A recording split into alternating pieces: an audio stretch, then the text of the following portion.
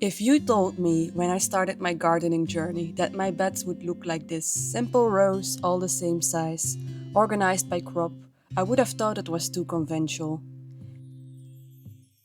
Hello, you all. I'm sitting here at the kitchen table taking some notes about what happened in the garden this year. This is something I always do in the autumn, just to reflect a bit on what has worked and what not. And something came to mind to me that I wanted to share with you because it could be valuable to you as well on your gardening journey. So, when I just started my garden in Belgium, I had this idea about what a permaculture garden should look like.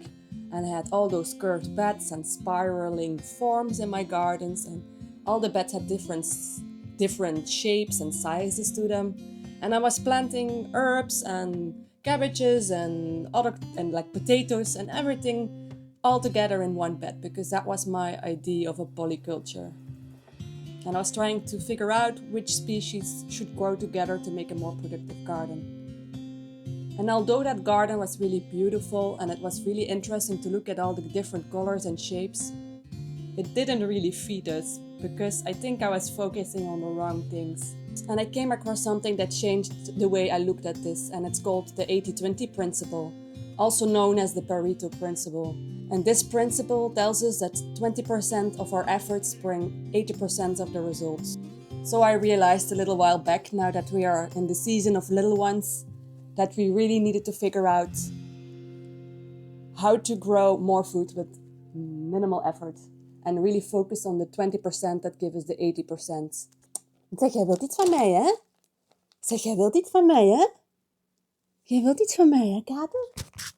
So I simplified my garden drastically over the years, but I think I tripled my harvest compared to those first years where we barely could feed ourselves like really from the garden.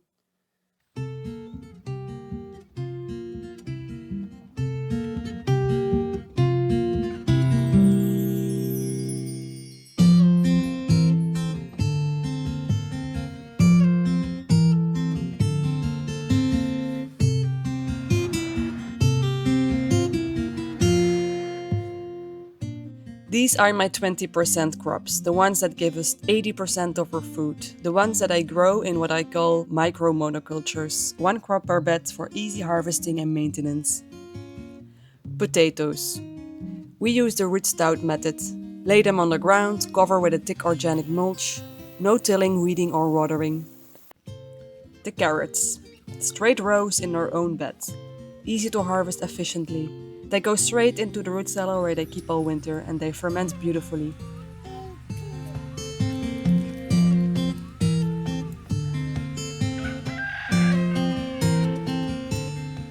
The pumpkins. Plant once, harvest abundantly. They stored for months without any processing. Pure, reliable calories for my family. The onions. Beds full of just onions makes harvest days simple. They cure and last through winter. The foundation of almost every meal I cook. Tomatoes. Just one or two reliable varieties now, in dedicated beds, in quantities that matter. Up the climbing racks for vertical beauty and production. We can them and sauce them for winter meals. My family loves. The green beans. Up the vertical structures, easy to harvest because they're all in one place, quick to grow, abundant, and they preserve well. It's Ileana's favorite food now.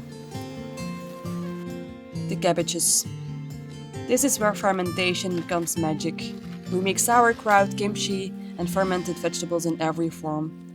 Having them all together makes processing efficient. Stored in jars, they give us probiotics and nourishment all winter when fresh food is scarce.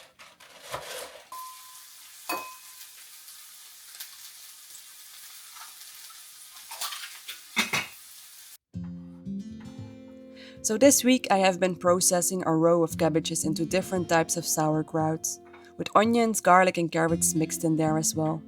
And in a few batches I added dill and lemon juice, a new recipe I'm trying out. Of course I have my little helper at my side.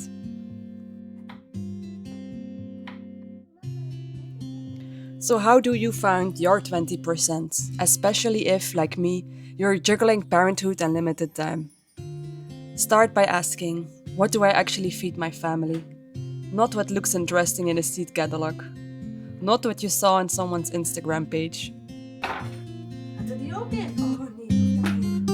For us, that's the root vegetables, the cabbages, tomatoes and beans. For you, it might be different.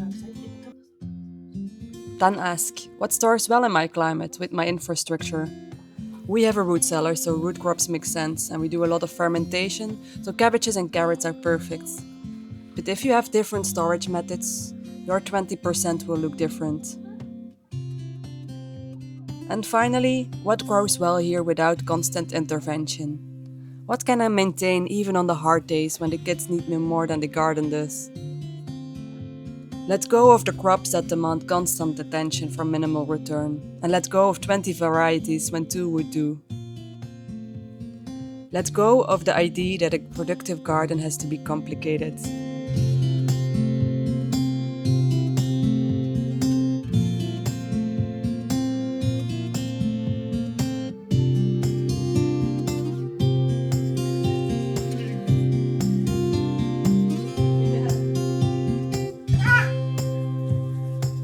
Ja, en terug toe.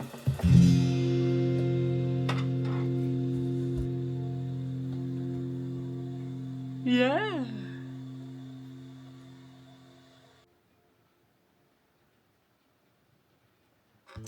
I have been carving a new small print this week.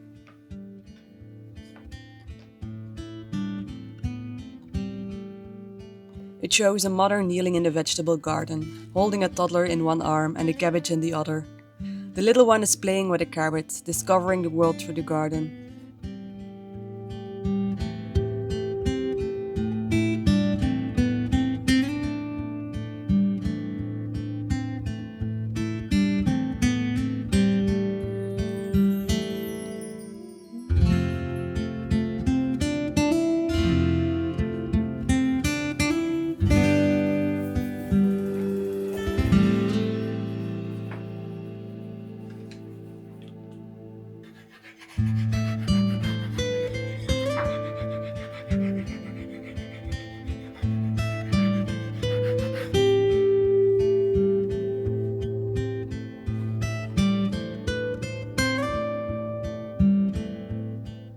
I've named this print The Tending.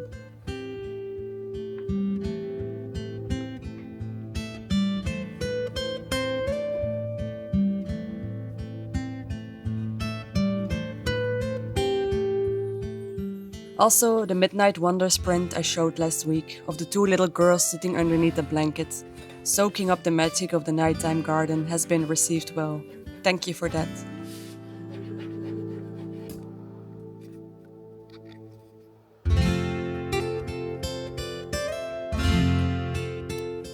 My printmaking is currently happening at our kitchen table, inside our one-room small house.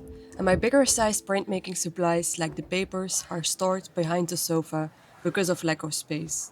I need to move the whole thing to be able to get to it. Things like this make me look forward to my own studio space. Dat was 12 keer heen en weer. Jonas has been putting quite a lot of effort towards the build of the new studio.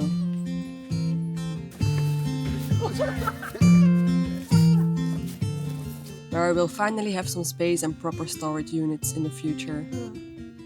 It's been rainy weather here though lately, so that has been delaying the finishing up of the roof quite a bit. And living on a homestead, there is always something else that needs to be done.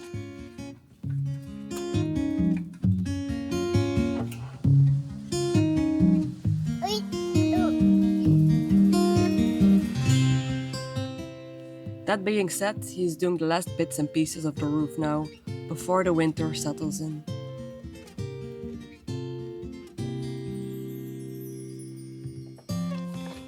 Palu. Palu. Wauw, Palu. Paddenstoel. Here's what the 80-20 principle gave me. My time back, without sacrificing beauty. I still have my perennial borders with comfrey and flowers to support the pollinators and add fertility. But now I keep the annual vegetables separate from the perennial ones for the most part. You just have to find your 20% and give yourself permission to let go of the rest.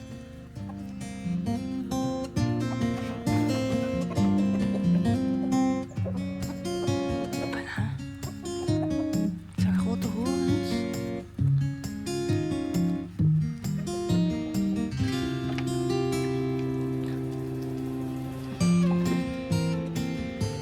Mama, moet ik jou helpen?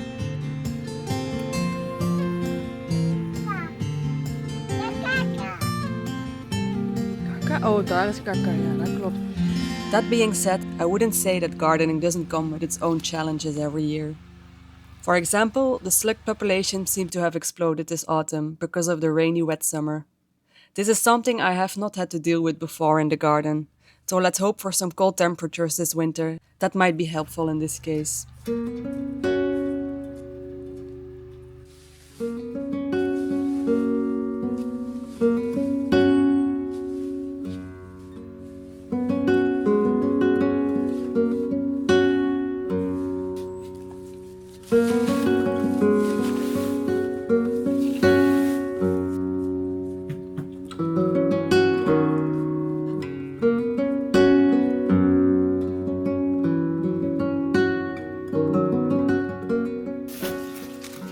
Now it's time to put the garden to rest and say goodbye for the coming months. I'm protecting my garden beds with a thick layer of organic mulch to keep the soil life going strong.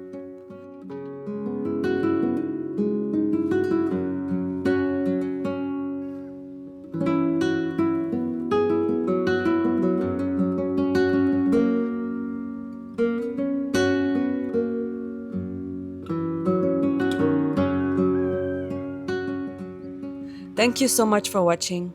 You can find my handmade woodcut prints by clicking on the link in the description. Thanks so much for being here, and I see you all next time.